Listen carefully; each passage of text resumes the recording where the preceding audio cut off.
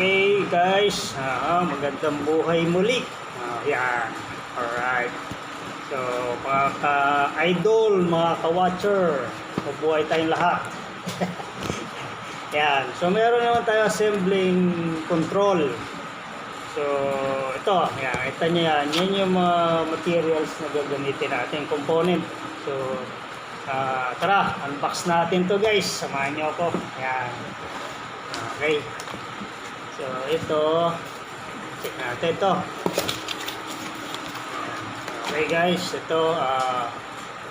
Device na to is overload. Yan. Okay. Overload. Oops. Another overload. Kasi bakit dalawa? Duplex kasi yung gagawin nating control. Dalawang overload.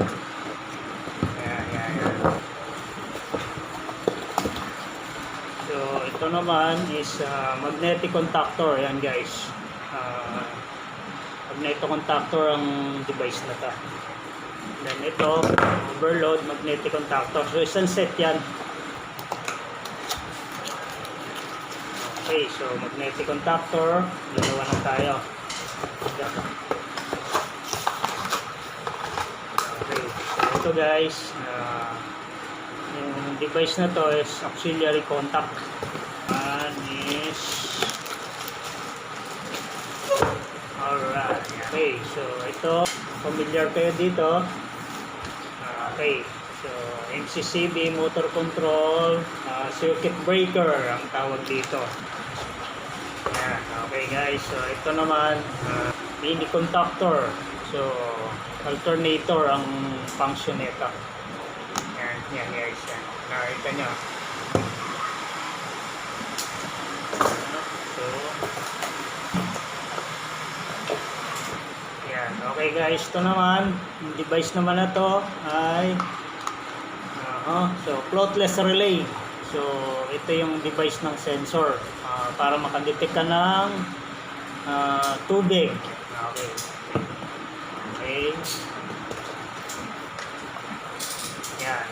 Okay guys, ito naman is timer, analog timer.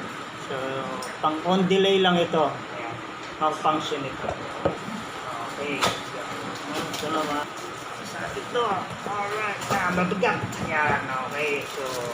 So ito guys is transformer kung tatawagin ito. Pero gamit kasi tayo dito ng input ng 440, ayan, meron yan 380, 400, 440, and then output is 220.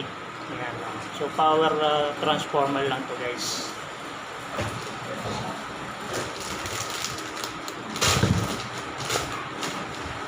Okay guys, so ito naman yung device na to. Ayan, familiar kayo dito. Variable frequency drive. So ito, yung dati pinapakita na natin to. Yan. So maraming function ng gamit nito. Pero usually kasi ginagamit namin ito para sa pumping lang sa tubig. So yan. So ito ngayon yung assembly natin ngayon na duplex na control. So, ayan guys. Ito yan. So, ito pa pala. Ito mga relay. So, ayan. Mga power relay or latching relay. Ayan. Ang gamit tayo niyan. Ayan guys. Okay. So, ang dami, di ba? Ayan. Ito yung mga mini breaker natin. So, ginagamit to para sa control lang. Control circuit lang to. Ayan guys. Na-unbox na natin mga materials natin. Gagamitin. Na, pakita na natin to guys para paano natin na namang ma-layout tong control na to. Okay guys, thank you for watching.